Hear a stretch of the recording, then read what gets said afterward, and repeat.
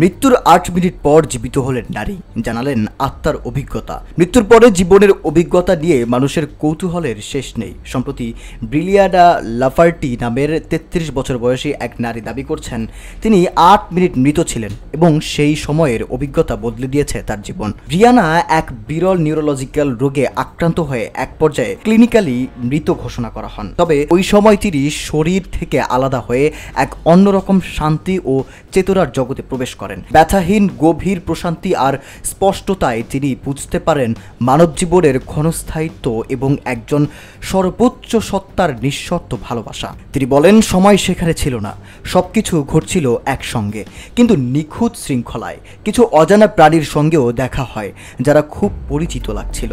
মৃত্যুর পরে চেতনা থেকে যায়, কেবল রূপ বদলায়। এই অভিজ্ঞতা তার ভয় দূর করে দিয়েছে এবং জীবনকে করে দিয়েছে নতুন অর্থ। তবে পিটুইটারি গ্রন্থির ক্ষতির কারণে তাকে পুনরায় হাঁটা ও কথা বলা শিখতে হয়েছে এবং শিক্ষামূলক মস্তিষ্ক অস্ত্রোপচারও করাতে হয়েছে।